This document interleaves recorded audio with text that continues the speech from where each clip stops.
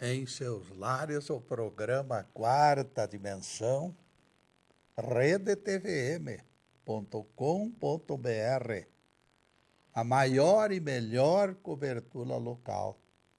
20 de novembro de 2015, 17 horas.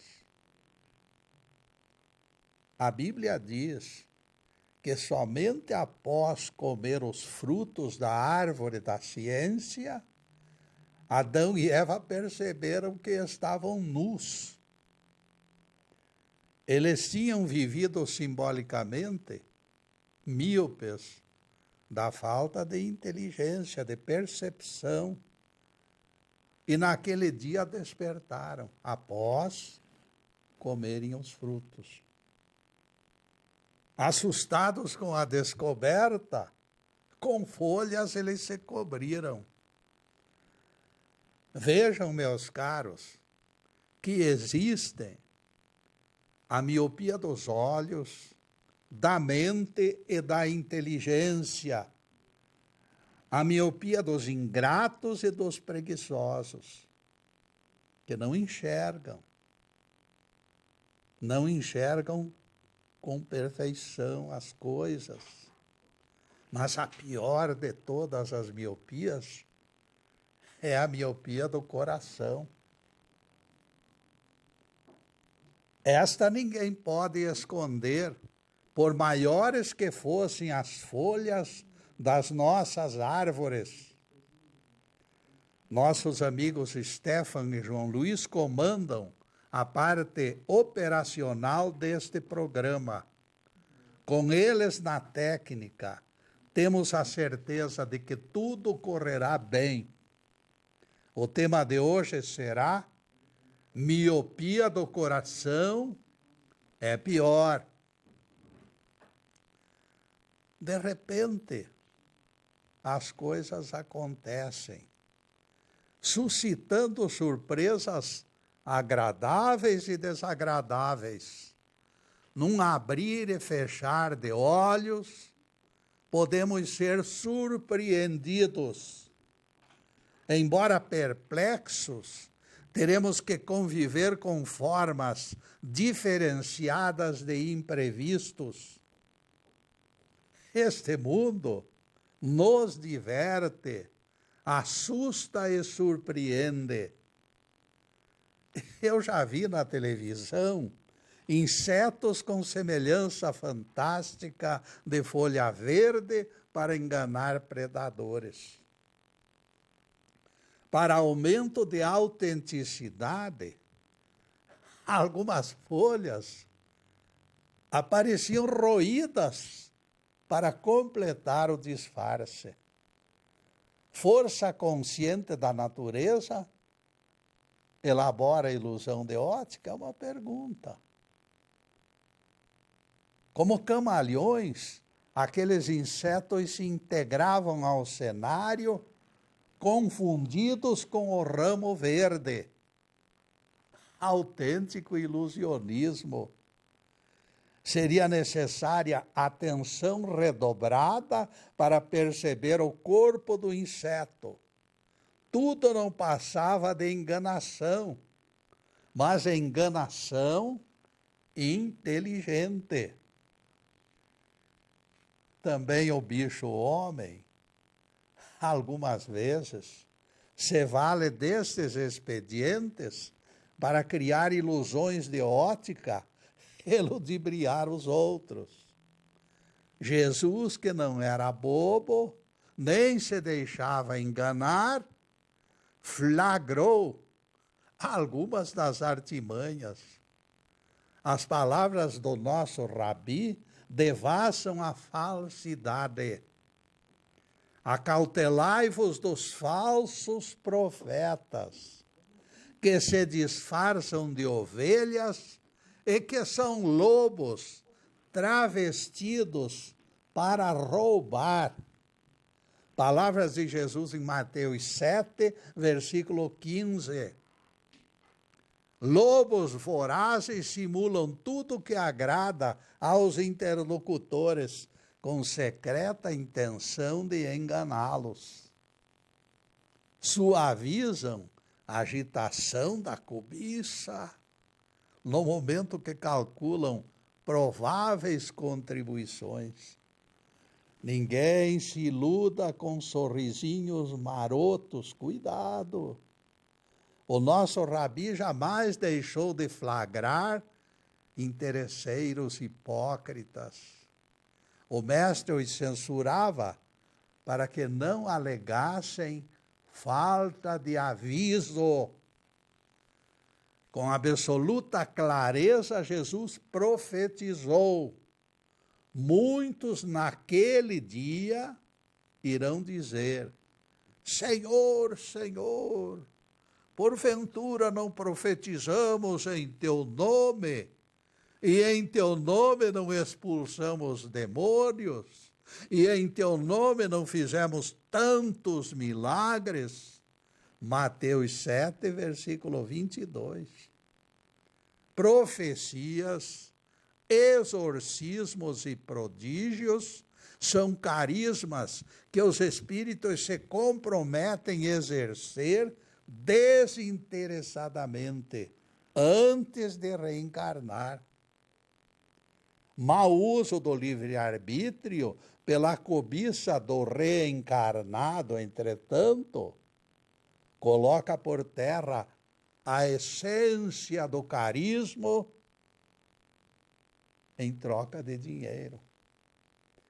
O precioso munus, que deveria ser voluntário, termina em fórmulas de enriquecimento. A resposta de Jesus mostra desagrado para estes que vão lá dizer que fizeram isso, fizeram aquilo, fizeram aquele outro. Jesus dirá: nunca vos conheci. Isto no dia do juízo final. E completará: afastai-vos de mim, todos vós que obrais a iniquidade. Mateus 7, versículo 23. A iniquidade apontada pelo mestre é a cobiça dos milagreiros que arranca suor do pobre com o carisma que lhes foi emprestado por Deus. A pantomima terá troco no dia do juízo final, como diz Jesus. São os lobos vestidos com peles de ovelhas, apontados pelo mestre. Aqui a semelhança é autêntica, não se trata de mera coincidência. Lobos travestidos, escondendo garras e enorme apetite.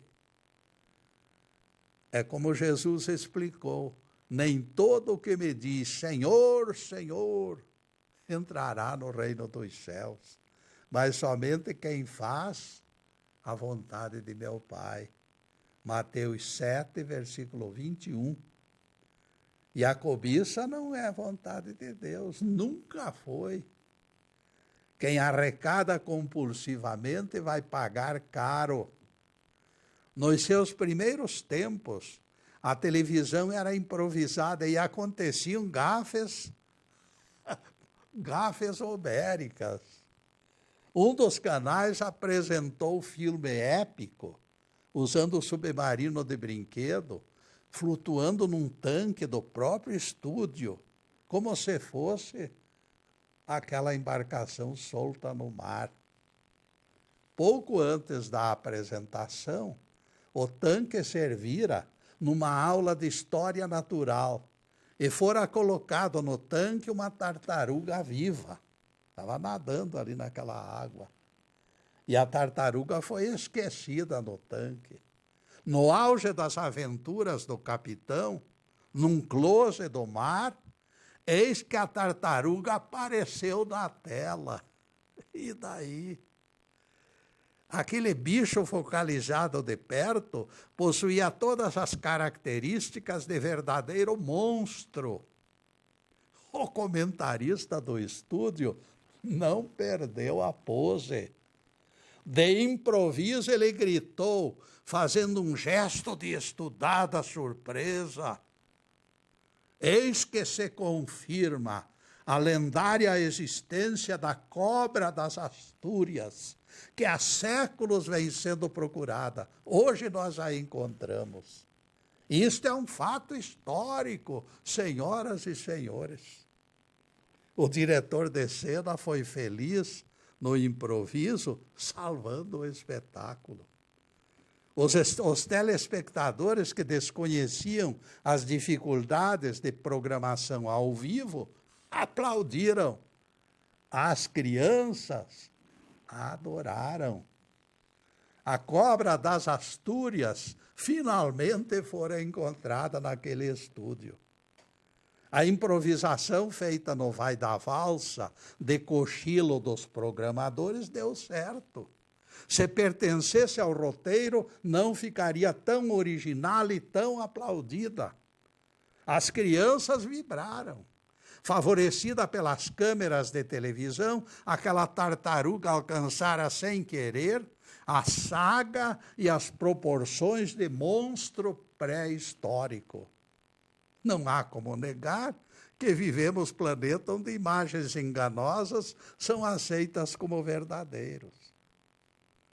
Alguém quer ser e faz de conta que é.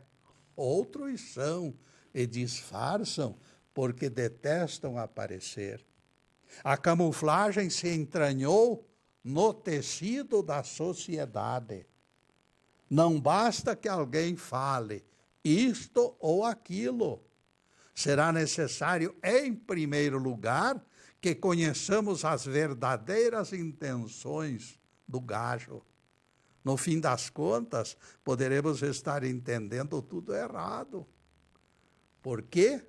Porque as aparências enganam, meus caros.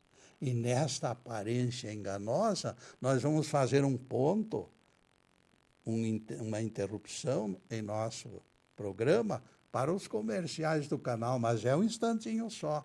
Daqui a pouco estaremos de volta. Obrigado.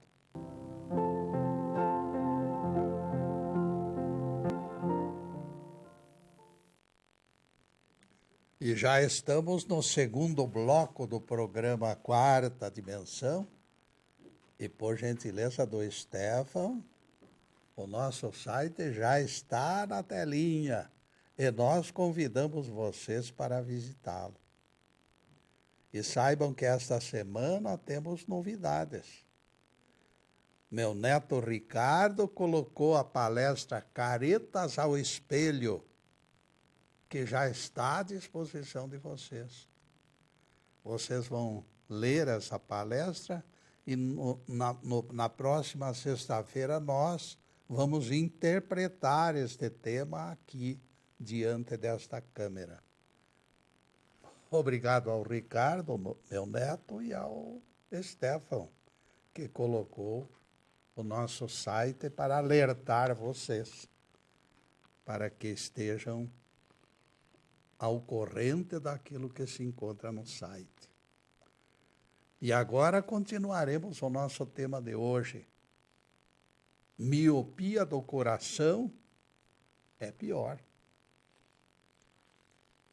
Loura bonita se aproximou do balcão de uma loja de cosméticos e perguntou, ela viu perucas lá para venda, então perguntou sobre perucas, mas ela deu a explicação, no formato de um rabo de cavalo.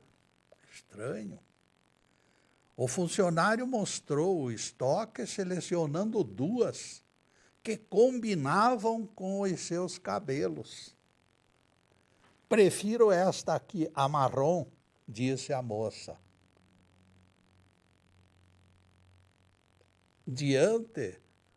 Vejam só, ela preferia a marrom e ficaram todo mundo estranhando aquela atitude dela. Diante dos olhos assustados das pessoas presentes, a moça explicou. Alguém cortou maldosamente o rabo da nossa égua e as moscas não lhe dão sossego. Vou adaptar esta aqui, marrom, para que ela se livre das moscas. qualquer analista teria concluído erroneamente. Afinal, por que aquela jovem de cabelos lindos precisava de peruca? Ora, meus amigos, a égua tinha necessidade de outro rabo e a solução apareceu. Óbvio. Vocês perceberam como temos dificuldade para discernir certas coisas? Geralmente as aparências enganam os nossos olhos, nos tornamos míopes dos olhos. De repente, os sons não chegam corretos aos nossos ouvidos e o nosso tato pode não perceber as coisas na escuridão. Escutamos frases claras e o verdadeiro sentido fica camuflado, porque o doutor fulano nos caçou o direito de pensar. Não esqueçam que usamos o verbo caçar com 2 S's. Não é caçar com C cedilha, não.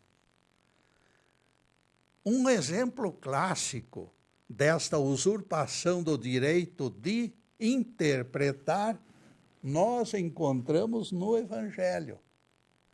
Jesus disse sobre João Batista: se quereis acreditar, este é o Elias que estava para chegar.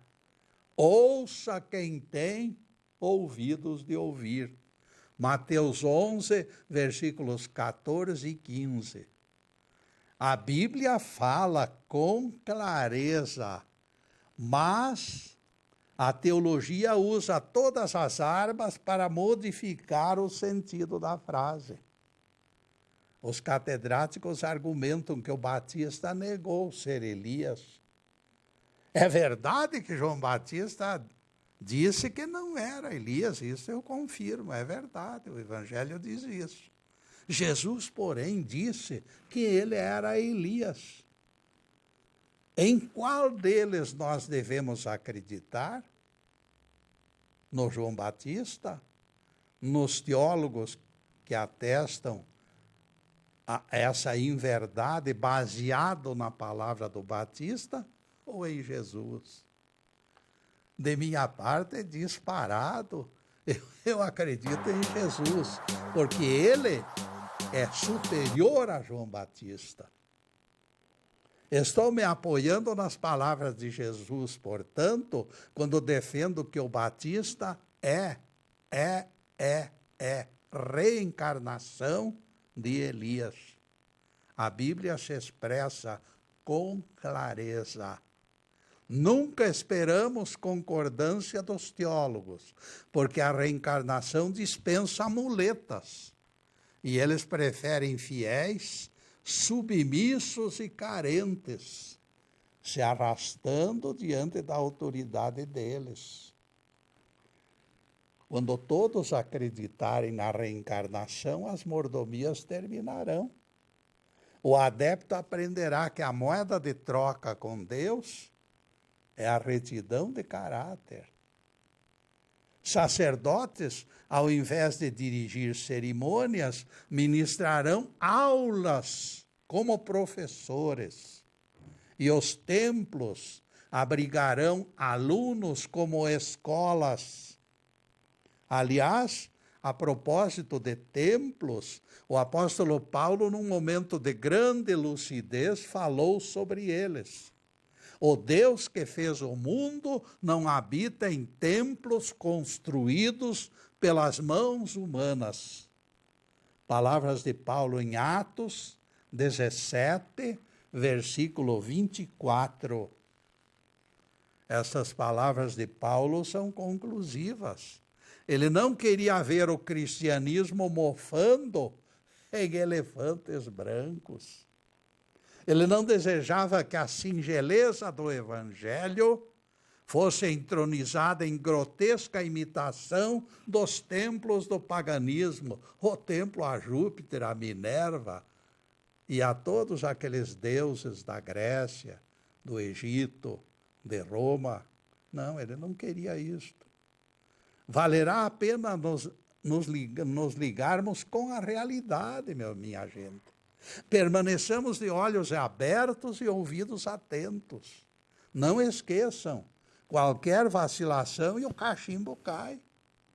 Quem está usando o cachimbo não deve abrir a boca, porque o cachimbo despenca.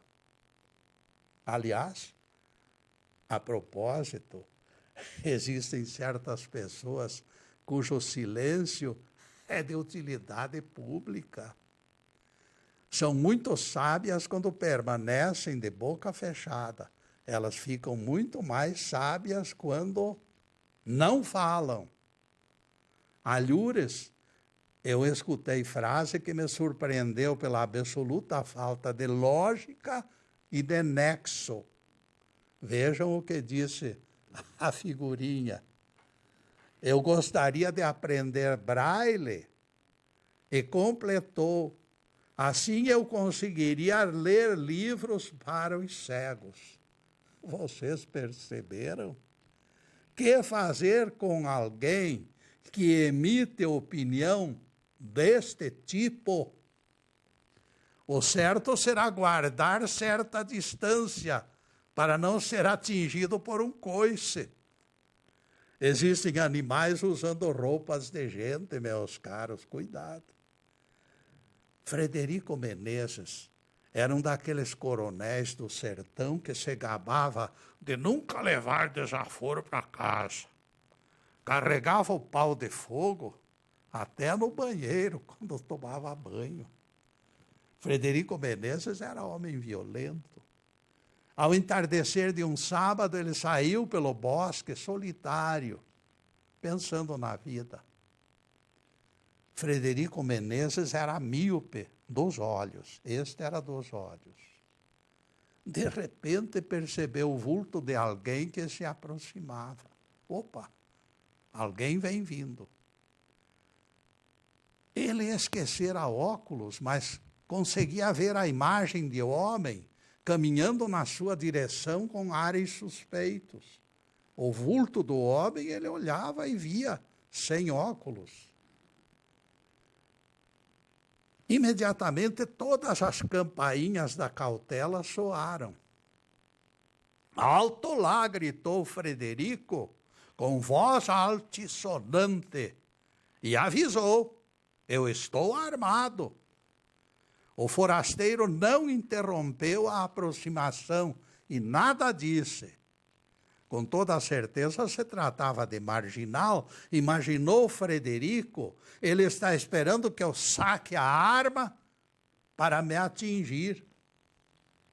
Frederico repetiu o aviso mais uma vez e logo em seguida atirou 3 vezes sobre o vulto.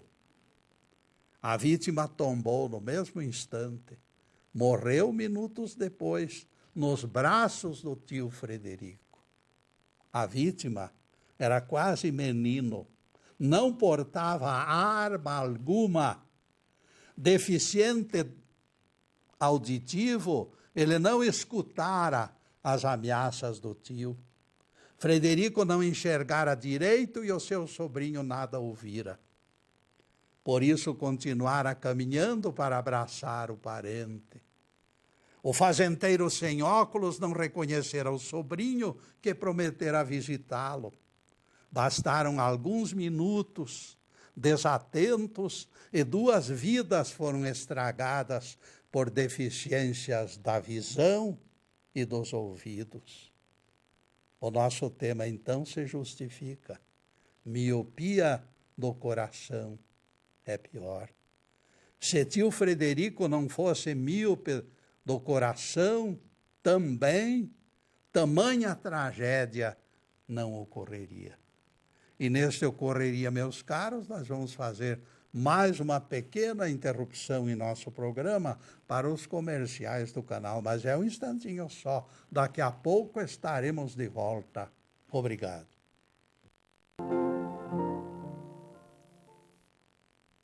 E alcançamos o 3º bloco do programa Quarta Dimensão. Moisés viu o anjo no meio da sarça que se queimava, mas não se consumia. Então Moisés avançou decidido. Quero entender por que o fogo não a consome. Êxodo 3, versículo 3. É isto, senhoras e senhores. O certo será avançar e constatar a verdade. Os olhos foram feitos para enxergar os caminhos, a vontade para dirigir os nossos passos. Mas será urgente e necessário desfazer a miopia do coração para merecermos enxergar as maravilhas do Senhor e sermos atendidos pelos seus anjos. E depois deste pinguinho de doutrina, continuaremos o nosso assunto de hoje. Miopia do coração é pior. Coisas imprevistas acontecem quando nos baseamos em dados falsos da nossa imaginação. A mente é má conselheira e o mundo pode proporcionar visões deturpadas pelo medo, pela aflição e também pelas deficiências e enfermidades. Nosso planeta tem todas as condições de fabricar imagens fantásticas e extraordinárias. Essa nossa morada planetária pode se transformar de momento para outro em espetáculo desconcertante. No dia 11 de maio de 1946, pela manhã, mais de 100 macacos foram acidentalmente soltos na cidade de Nova York. Procurando bananas, os primatas se espalharam primeiro por aquele prédio onde eles estavam inicialmente.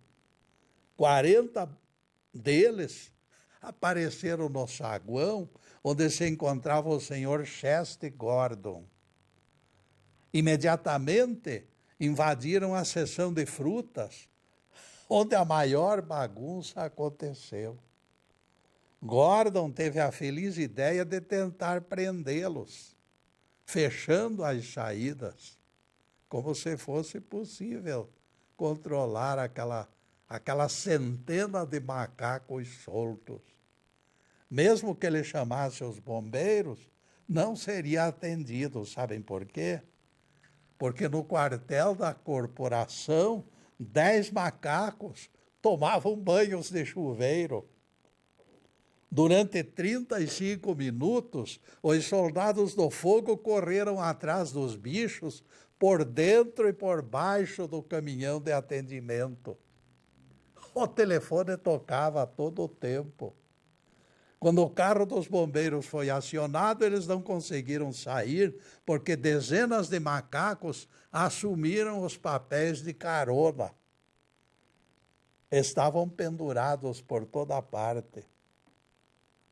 Na igreja da Trindade, quando o maestro levantou a batuta, um menino lhe disse: "Desculpe, professor, mas estou vendo 2 macacos em cima do piano." Acuados pelas crianças, os macacos agarraram o lustre, um enorme lustre, começando o balanço que ameaçava cair sobre a assistência. Estivador chamado Pet estava naquele dia encerrando uma bebedeira de 3 semanas. Aquele dia ele estava encerrando aquela epopeia. Entrou no botequim Rosa Branca e pediu bebida. Estendeu a mão para o copo. O copo desapareceu. Temeroso de que estivesse tendo alucinações, Pet viu 10 macacos espalhados em sua volta. Para evitar situação ridícula, Pet não comunicou suas visões ao dono do bar. Imaginem se meus colegas descobrem que estou vendo macacos por toda parte, pensou ele, temeroso. No seu ambiente de trabalho, a gozação não teria fim. Enquanto ele vivesse, estariam fazendo intermináveis comentários. Para disfarçar, Pete puxou um cigarro da carteira, mas quando ia acendê-lo, seu isqueiro foi levado. Pete ouvira falar de alucinações, onde se viam elefantes cor-de-rosa ou coisas parecidas, mas enxergar tantos macacos já era demais. Nunca ouvira uma história absurda como aquela. Pete correu para beber algo que um freguês abandonara numa das mesas. Primata foi mais rápido e sorveu o gole antes dele. Dali a pouco, a delegacia de polícia recebeu o telefonema. Aqui é da taverna Rosa Branca, disse a voz. É melhor trazerem 4 homens e uma camisa de força. Tenho aqui um sujeito enlouquecido que há 15 minutos está gritando: eu não estou vendo macacos, eu não estou vendo macacos, eu não estou vendo macacos. Para encerrar esta história, diremos que somente 3 meses depois, a cidade de Nova York se viu livre deste insólito problema. Qual a lição que deveremos tirar desse estresse? A lição maior é que coisas estranhas e fantásticas podem acontecer, por mais absurdas que pareçam. As causas são diversificadas, mas ninguém pode afirmar que isto ou aquilo não vai acontecer. Neste mundo regido pela causalidade, gaiola de macacos que amanheça sem tranca, e lá se vai, o desastre acontece. Por isso Jesus recomendou, vigiai e orai. Mateus 26, versículo 41. Ninguém poderá prever o que acontecerá daqui a 5 minutos na vida de todos nós. Os nossos olhos podem se tornar insuficientes para discernir a realidade das visões que nos rodeiam. Igualmente como o nosso planeta, o mundo espiritual também é cheio de surpresas. E nós viveremos embalados por estas surpresas. Nós dançamos ao ritmo desta música divina e humana. Chegamos a pensar que seria melhor não ter olhos de ver. Não ter olhos de ver, nem ouvidos de ouvir, para escapar de tantos embaraços. No entanto, de imediato pedimos perdão a Deus e bendizemos pelos nossos olhos, pelos nossos ouvidos e por tudo mais que Ele nos deu, que nos ajuda a sobreviver. Lembramos santas palavras do patriarca Jó. Eu fui olho do cego e o pé do aleijado, diz Jó. Jó 29, versículo 15.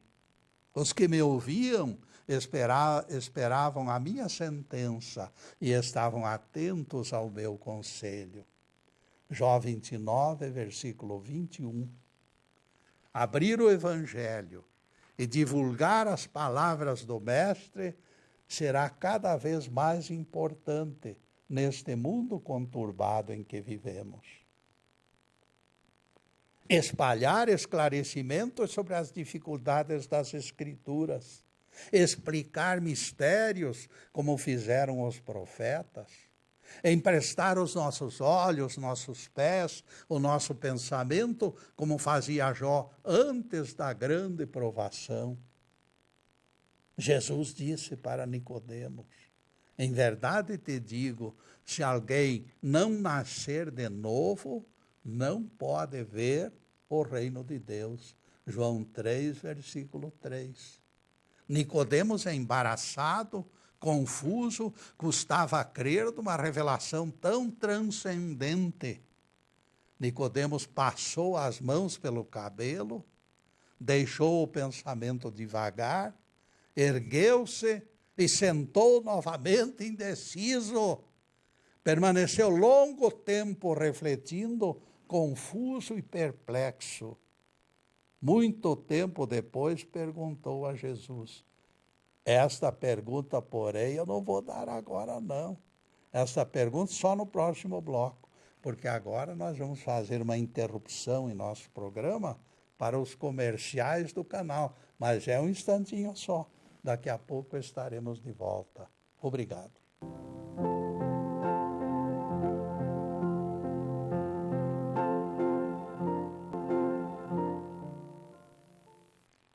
E chegamos ao último bloco do programa Quarta Dimensão. E anotem na agenda. Toda sexta-feira é nosso dia de encontro.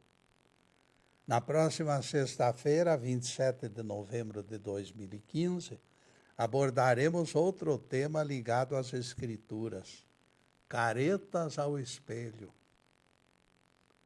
Em seguida, os últimos questionamentos sobre o assunto de hoje.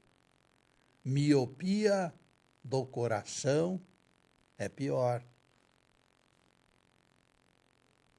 A pergunta que Nicodemos fez para Jesus, agora eu vou revelar. Ele perguntou assim: como pode um homem nascer sendo velho? Será possível que ele volte ao ventre materno? João 3, versículo 4. Tomando a palavra, Jesus explicou com paciência ao atônito doutor da lei: quem não nascer da água e do Espírito não pode entrar no reino de Deus. João 3, versículo 5. Em toda a antiguidade, especialmente na concepção de Tales de Mileto, a água sempre foi o símbolo da matéria. No sexto século, antes de Jesus nascer, Tales de Mileto definiu a água como o substrato de todas as coisas. O próprio ser humano está impregnado de água, na forma de tecido líquido, sangue, plasma e fluidos intercelulares. O mestre foi coerente, portanto, apontando a linfa cristalina como síntese do corpo físico. Nem o limbo, nem o purgatório, nem o viver errante do espírito conseguirá purgar as suas imperfeições. Somente a fusão da alma indisciplinada e da carne exigente ensejará correção e progresso espiritual. É o corpo que sofre o assédio da gula. É o corpo que fornece buril e cinzel para esculpir perfeição. Sede perfeitos, como é perfeito o vosso Pai que está nos céus. A parceria corpo-espírito é a única maneira de aprender. Jesus alertou Nicodemos. O renascimento só ocorreria em termos de matéria, isto é, corpo, e em termos de espírito. O nosso rabi foi irônico com o sacerdote judeu: tu és mestre em Israel e não conheces estas coisas? Pergunta de Jesus em João 3, versículo 10. O teólogo Nicodemos viajava na maionese. Hoje eles apontam as águas batismais como causa de renascimento. Água, no sentido que Jesus falou, é matéria.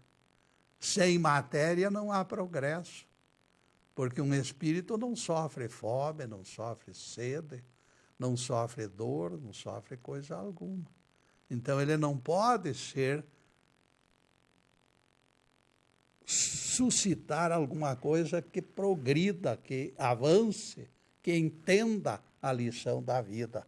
É somente o sofrimento que instrui as pessoas. Se a questão fosse tão simples quanto a teologia nos diz, Nicodemos se revoltaria contra Jesus com o atestado de imbecilidade que ele recebeu. Porque Jesus lhe disse, tu és mestre em Israel e não entendes, a reencarnação existe desde o começo do mundo, e ele não entendia nada. Nicodemos sairia do encontro com Jesus, daquela noite famosa, ele sairia dali reclamando que Jesus nada lhe acrescentara. Ao contrário, meus caros, o Evangelho é testemunha. Aquela noite ilustrou o espírito do fariseu Nicodemos. Ilusão de ótica, vista curta, ouvidos surdos. Este é o conjunto de deficiências que dificultam o nosso aprendizado. No caso de Nicodemos, porém, as entrelinhas nos dizem que ele entendeu. Tanto entendeu que ele teve a coragem de assumir a defesa de Jesus no Sinédrio. Ele censurou os seus pares naquele Senado de Israel. Se o mestre o tivesse decepcionado, ele teria se afastado e se tornado indiferente à vida de Jesus. Não persistiria dando murros em ponta de faca. Ele sabia que emoções na hora errada dão prejuízos.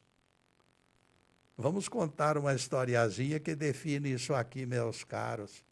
Certa vez, Tomaszewski representou o juiz numa peça deveras importante. Na mesma peça, Paul Muni foi destacado advogado de defesa. Na peça, o operário era julgado por crime ligado a uma greve. A grande cena de Paul Muni era no fim do segundo ato, quando o advogado de defesa terminava seu arrazoado com as seguintes palavras: tereis coragem de condenar a dignidade de um homem? Pode este tribunal praticar semelhante arremedo de justiça? Sereis capazes de negar a este trabalhador um lugar ao sol? Paul Munir defendeu o réu com tamanho brilho e emoção que Tomaszewski, na mesma hora, chorou, dizendo bem alto: não! Com esta gafe imperdoável, o intérprete do juiz arruinou a peça, pois ele estava escrito ali para ele dizer sim, e ele disse não. Aquele não do ator repercutiu tanto na imprensa e na crítica, levando a companhia a perder milhares de dólares. Tomaszewski esquecera momentaneamente de que estava no palco e revelara sua opinião como ser humano emocionado. Foi levado no diapasão da emotividade. Além da miopia dos olhos, da miopia do coração, de todas as miopias, meus caros, existem tantas miopias, mas a pior delas, que vive nos pregando peças, é a miopia do coração. Às vezes, até o contrário, como ocorreu com Tomaszewski. Ele ficou tão emocionado, o seu coração ficou tão descontrolado, que ele transmitiu aquela palavra que não deveria ter dito. Foi levado no diapasão da emotividade. Além da miopia dos olhos, vocês sabem, miopia do coração é a pior. Os seres humanos forçam a barra para acreditar numa realidade utópica, impossível de ser concretizada. Mesmo que todas as evidências desfaçam suas expectativas, os fanáticos de uma causa forçam a crença de que aquela ilusão de ótica exprime a verdade. Transcorria o ano de 1938 e todas as evidências mostravam projetos guerreiros de Adolf Hitler. Havia corrente ingênua, todavia, que não aceitava a clareza profética. Colocava a guerra na categoria de boatos. Fogo fátuo, ilusão de ótica, perspectiva irrealizável. Não haverá guerra, era a opinião deste grupo. E a notícia apareceu nos jornais no dia 30 de setembro de 1938. O primeiro-ministro Neville Chamberlain desembarcou esta tarde chuvosa no aeroporto Reston, perto de de Londres. Chamberlain estava eufórico.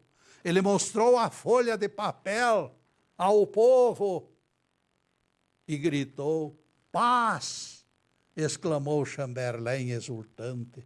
"Paz com honra!" acrescentou.